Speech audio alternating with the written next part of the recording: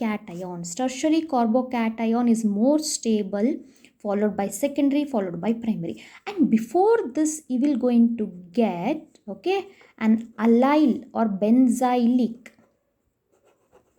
cation. What do you mean by benzylic cation?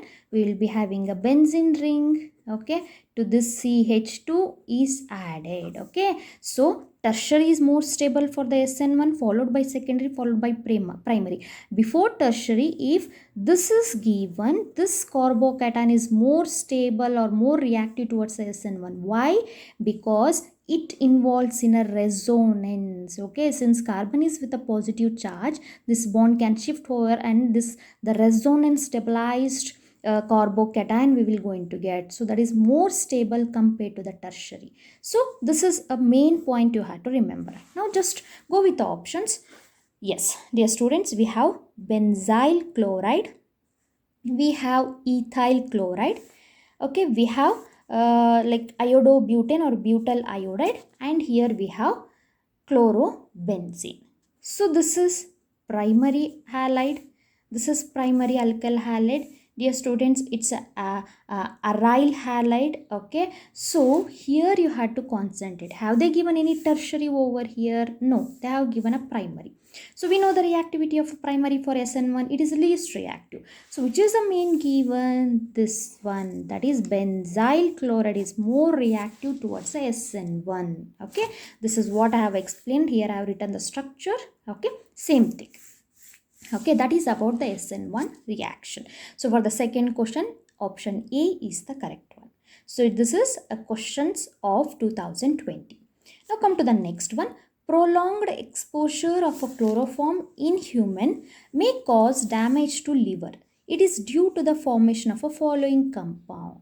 So dear students, this is a deleted portion, okay. So whatever you have a reduced syllabus, okay, this time, so this portion is deleted. Yet I have taken this questions, okay, this question. So it's very simple. See, when chloroform, when a human is exposed to a chloroform for a long time, what happens? The liver get damaged. Why? Due to the formation of a compound called COCl2, okay, carbonyl chloride. So what happens? Chloroform, when it comes in contact with the oxygen, that is atmosphere, okay. So what happens? It results in the formation of a CaCl2 with the HCl formation, okay, due to the formation of this compound, okay, which is a highly poison, and it is known as phosgene, okay, maybe spelling, yeah, phosgene. So because of this compound, the liver may get damaged, okay. So the option B is the correct. So that's the third question. Come to, this is about 2020. Now come to 2019, which are all the questions been asked, around 2 to 3 questions, okay. Again weightage is same, 2 to 3 questions. So the question is, which of the following halide undergoes hydrolysis on warming with water or aqueous sodium hydroxide? So they have given all the aryl halide, okay. We need to tell which will undergo hydrolysis very readily, okay. So quite a simple, dear students. What happens? Everything is chlorobenzene, but here we have a 1 nitro group, here we have a 2 nitro group, here we have a 3 nitro group. So what is the role of a nitro group? Nitro group acts as an electron withdrawing group, okay. So electron withdrawing group, what is the role of this one? As the electron withdrawing group increases, the polarity of the CCl bond increases, okay. As the polarity increases, means this nitro group will withdraw the electron towards themselves, so that the CCl bond becomes weak, the Cl can come out very easily, and it can undergo hydrolysis very easily. Means what? As the number of NO2 group increases or electron withdrawing group increases, the ease of hydrolysis also increases. So what is the answer for this question then, dear students? It is option D, 2, 4, 6 trinitrochlorobenzene. Okay, fine. Now come to the next question. The compound having the longest CCl bond is, okay. So listen here, CCl bond. you should know the basic thing. If the carbon to which the Cl bond is chlorine is bonded, if this carbon is sp2 hybridized, okay, if the carbon is sp2 hybridized, obviously the bond length is very short. If the bond length is short, it will be a strongest bond. Okay, if the carbon to which Cl is bonded is sp3 hybridized, the bond length is very high, okay, means more, and the bond strength is less. Okay, now see here, this is a main point you have to concentrate. So here we have a chlorobenzene. What is the hybridization of this carbon, dear students? It is sp2. Okay, come to here. So here what happens? It is sp2. And here what happens? You have to concentrate. Here it is sp3. And what is the hybridization of this carbon? sp2. As I told you people, carbon which is sp3 hybridized to which chlorine is attached, it will be having a longest bond. So here option C is the one which have the longest carbon chloride bond because of sp3 hybridization. Okay, so for the fifth question, option C is the correct one. Okay, now come to the next question, a very interesting and very important, that is the alkyl halide required to prepare the compound they have given here. Okay, so what is the name of the compound? 1 2 3 4 5 2-methyl pentane by Wurtz reaction. Okay, so dear students, you have to concentrate. It's a Wurtz reaction. Wurtz reaction means what? When alkyl halide, excess alkyl halide is treated with, I'm going to write that reaction. When excess alkyl halide is treated with a sodium in presence of dry ether or acetone, we will going to get a higher alkane.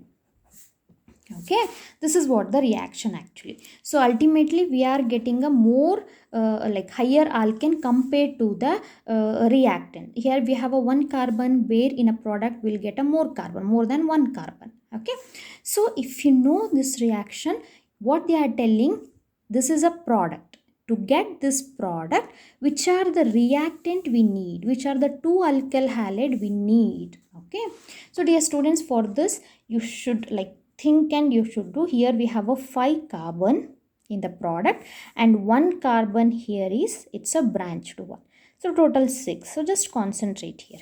So 1 2 3 4 5 6. Okay, there's a chance from here, but do you have any branch over here? No. Come to this carbon, 1 2 3 we have, and 4, that's it, but we want 5 plus 1 6. So here 1 2 3, it's a tertiary. Okay, so it's impossible to get according like this product according to this structure. Okay, so ultimately the option B is, concentrate, just observe the method of writing, how I'll going to write. Okay, so here just observe this compound, I'm writing in this way. Okay, both are same, plus this compound, just observe. Fine, yes.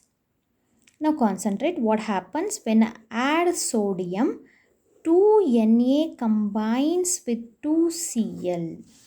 Okay, so what is the ultimate product, dear students? We have a carbon over here, we have a carbon over here, we have carbon over here. Okay, so what happens? Just observe. So here the bond is broken, so both will combine to give a product like this. Okay, so here where the combination will going to happen. Okay, so this is what the product we will going to get. So option B is the correct one. Okay, now come to 2018. So the number of questions that been asked in 2018 is 2 questions. Okay, which of the following statement is true in case of a alkyl halide? So if you know the basic property of alkyl halide, you can say, are they polar in nature? They can form hydrogen bonds, highly soluble in water, undergo addition reaction. See, we need to tell which is a true statement.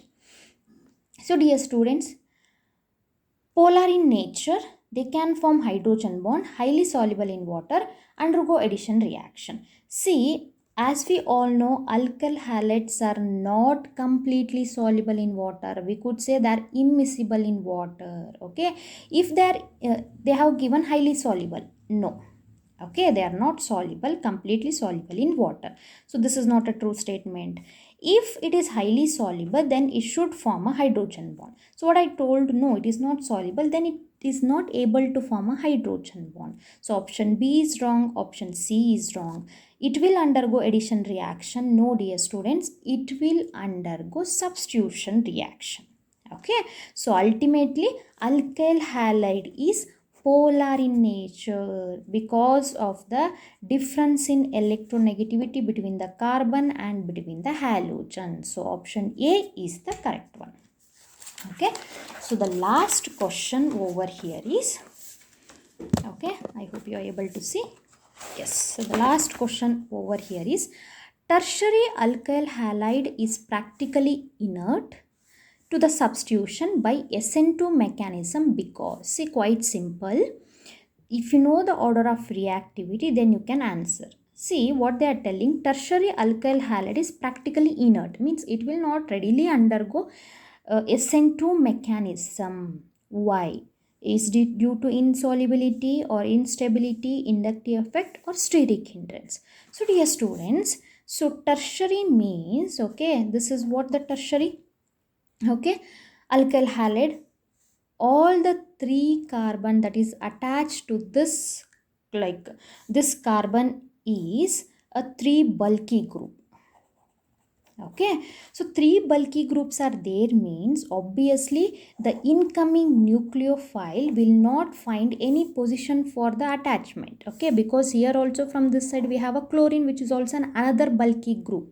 So that's why what happens, tertiary alkyl halide will not undergo SN2 mechanism due to the steric hindrance, that is due to the presence of a bulky group, or you could say due to the steric hindrance. So the answer for the 8th question is option D. Okay, so these are the questions for 2020, 2019 and 18 of halogen derivative. So I'm going to mention the link of some of the video which I have done previous year only regarding the previous year questions, solved one of each chapter. Okay, please check my description box to get the links. Okay, you can just study with that one. Okay, so I hope you find this video useful.